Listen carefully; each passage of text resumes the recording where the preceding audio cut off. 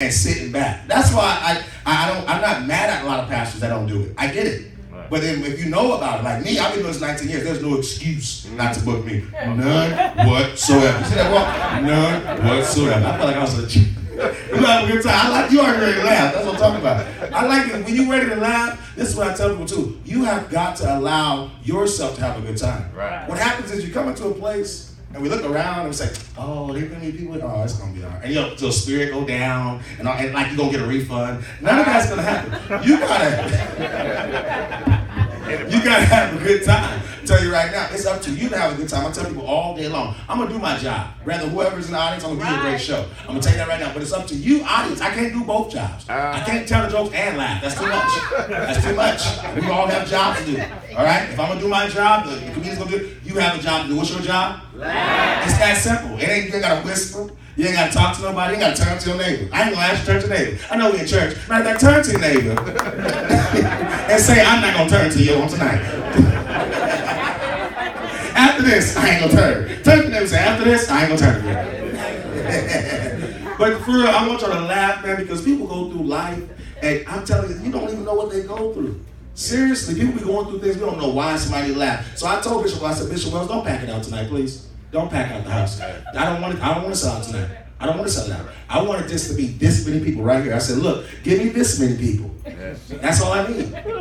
And then what we're going to do, this is a VIP show. So y'all thought no, this is special. Y'all really get treated. Yeah, we are. I'm serious. We don't normally do this. Normally I would sell this out, pack it. It's 100 seats. I can do this with my eyes closed. I said, Bishop, slow down on the promotion. You're all on the radio promoting. Hey, ease up. I don't want it too packed right now. I need an intimate crowd. I need people to pay attention, because if we get too crowded, then you start paying attention to who's in the crowd. No, pay attention up here. See, if it's only this many and this many, then we win it. I don't remember when you was little, you could have counted and say, I want this many. Okay, we're about to start the show. I just want to ask this one question and we're starting. Is there anyone that was ever in special ed? Raise your hand, please. Not an insult. I just want to know. One, okay. Okay, good. Two, right there, okay. Anybody else gonna tell the truth? Okay, maybe wasn't spoken to ask like this. Anybody else was in portable classes? You had a class in a portable? Portable. Okay, portable, because that's how you know they're gonna tell the truth. That's how you know. People are like, nah, I wasn't in special ed. I had 2 portable classes. That's special ed. If you walk in your class, they go, that could be special ed. You sit down and the whole class shift, close the door, and go, boom, boom. All right, y'all. I just wanted to ask that. Had nothing to do with nothing. I just wanted to ask because sometimes you want information. Right. I just want information. I've been asking that every show. I still don't know why God has me asking that, but every show I've been asking that for the last 3 shows. Is anybody special? Like, maybe I'm gonna do something for special ed. I don't know. But if you already graduated, it's already been done, so I can't do nothing.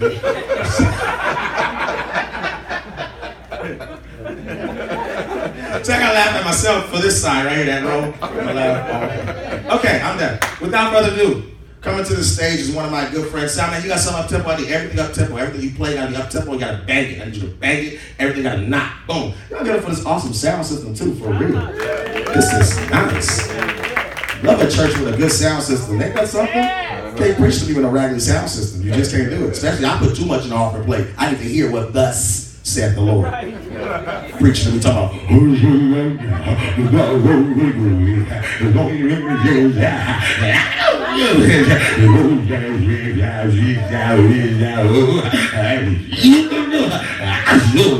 what? And we it's our fault. It's our fault. Saints be fake in church. I don't be fake in church. I pay too much for tithes and offerings. I'm gonna keep it real in the church. Straight up, if I stop everything. Pastor, fix the mic, because I can't hear that. Straight up, if I put you want the tithes and offerings, we're gonna make sure it's clear. I'm not gonna and then say amen. Wait until I don't know what I'm saying. Amen too. You could be in a backsliding condition on this evening. I don't know. Say amen. Somebody gonna die this week. Say amen. Wait, what? I don't want to amen that. I like life. I like life. All right, coming to the stage, one of my good friends, travel all over the world. He does improv, comedy store, colleges. He's just an amazing brother. So I need y'all to start clapping right now. Remember this. Let me say this last rule. The more energy you give, the more energy is going to come back to you. All right? So bring the energy up. We already here. We about to have a good time.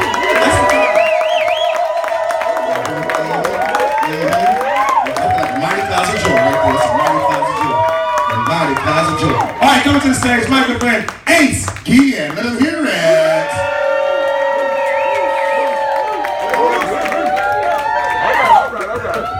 All right, how's everybody doing? Pretty good. All right. See, Cizzle? You were worried about this small crowd. I'm like, no. Jesus did it with 12. There you go, man. That's all you need. All right, let me introduce myself. My name's Ace Gian. I'm Latino. I'm Mexican. I wasn't always Mexican, by the way. I was just bit by one as a kid. And you stay that way. Everyone was like this big, and then generationally poor. That means no one in my family's ever seen money. I remember when my grandpa passed away, he was in his deathbed, he said, "Mijo, come here. I leave you nothing." And then he was going, "Thanks, Grandpa." Grew up in a barrio. I was just a poor Latino neighborhood. That's it. I remember when I was a little kid, I said, "I'm going to move out of the barrio when I grow up." I did. I saved up all my money, and when I had turned 18, I had just enough money to move out of the barrio into the ghetto. From the west side to the east side, that was it. I remember I lived, I moved into this apartment. I still live in apartments, man, to this day. I grew up in apartments my whole life, live in them, like just yo ho apartment life for me. That's it. It's just basically a big dorm, man. I can smell what the neighbors are smoking through the vents. I have never smoked weed in my life, but for some reason, I know how it feels.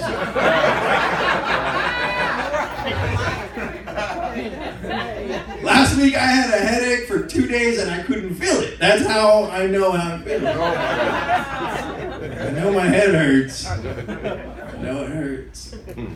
The power went out in my apartment the other day, 2 o'clock in the afternoon. I was watching TV, the power just... I stepped outside, I looked down the hall. All my neighbors are looking down the hall at each other. No one is saying a word. Everybody goes through this. You're like this, looking back and forth. And then finally the neighbor outside, the across from me, the old lady, she goes, "Is your power out too?" I said, "No, we meet here at the same time every day."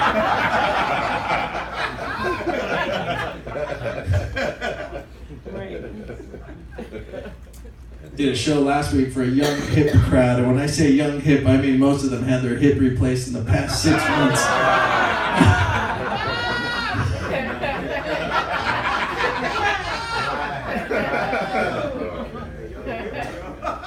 One of them fell. It was an old man. He fell, and I don't know if you've ever seen an old person fall before. You know, like when little kids fall. You know, like when little kids fall, they splat and they get back up. And they run again, they splat, and they get back. When old people fall, they fall slow. Like this dude fell, and I saw him fall across the way, and he fell like, and I could see him, and I didn't realize what I was witnessing. And I was like wondering, I'm like, why does it take old people so long to hit the ground? Is it, you got a lot to think about on the way down? It's just like, just like skydiving. So I used to be a musician before I got into comedy. That's what this little music equipment is up here for. It's funny, man. I grew up in a real proud Latino household. You know, my dad is like a real proud Latino guy too. He would only let us watch movies if there was Mexican actors in the movie. You know. And it was funny because he would, oh, is this channel back on? Do we have the audio back? I had plugged into one of the mic lines earlier. It's oh yeah, there it goes. Okay, so we could turn that up a little bit. So yeah, my dad, real proud Latino guy. But it's funny because he's Native American. If you look at my dad, he looks like the Indian from the Bugs Bunny cartoon that had a secret.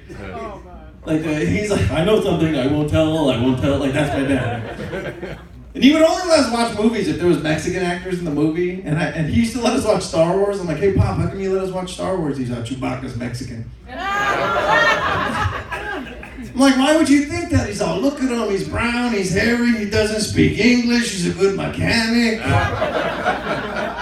Everybody calls him Chewy." You never saw that. No, but it's funny, man, because I grew up, I wanted to be a musician. I wanted to be a rock star in the worst way possible. You know? And, but I grew up in the 80s when everybody sounded the same, you know? Like every time you turned on MTV, there was some guy crying with running mascara. Like every video, the guy sounded like Robert Smith of The Cure. Remember that? Like every video was this guy, and you would just see this dude all by himself in the middle of the room just doing this. Yeah!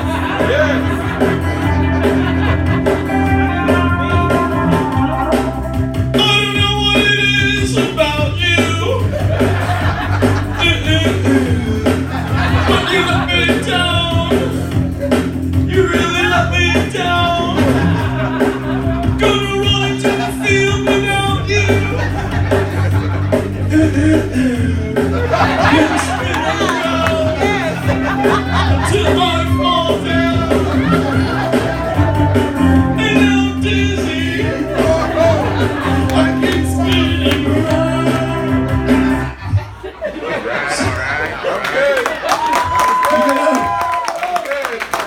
You can always tell who loves which song of mine. It's weird. No, that was every video. And then that video would end. The next video, never gonna give you up, never gonna let you down, never gonna turn around and desert you. I remember Yo MTV Raps came out. I was like, thank God rappers, they gotta sound different, right? Nope, even the rappers sounded like that. They're like, la-di-da-di, we like the party. We don't cause trouble and we don't mother the body. Carried over to the 90s where there was an octave lower, and they're like, all right, stop what you're doing, because I'm about to ruin the image and the style that you used to. The only time it changed, late at night, they had a heavy metal hour. And they had a show called the Headbangers Ball, and what it was you would see metal bands like Ozzy, Scorpions, Pantera, Metallica. My favorite was AC/DC, just because their singer, Brian Johnson, he has no neck.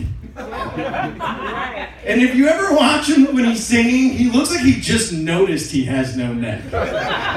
Like every concert, he's up there like...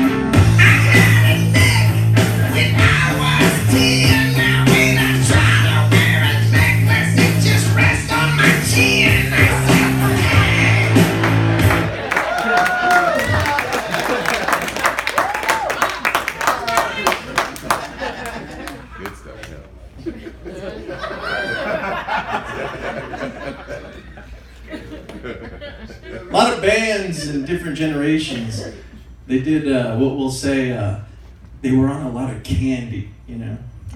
You know what I'm talking about. You ever meet somebody who does a lot of candy? Like their teeth are messed up. They just want more candy. Every generation of music had their own type of candy that they used. Okay. Mm-hmm. All right. They did. In the 60s, they were smoking candy. Okay. And they had songs that were like, if you're going to San Francisco. In the 70s, they were eating their candy. We don't need no education.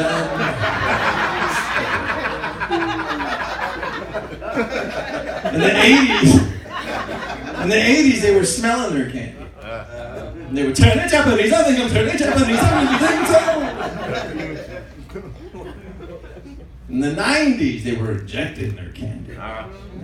Take me to the place I love, take me all the way. Now people are vaping. Oh my goodness. You know what happens when you smoke plastic? You get songs like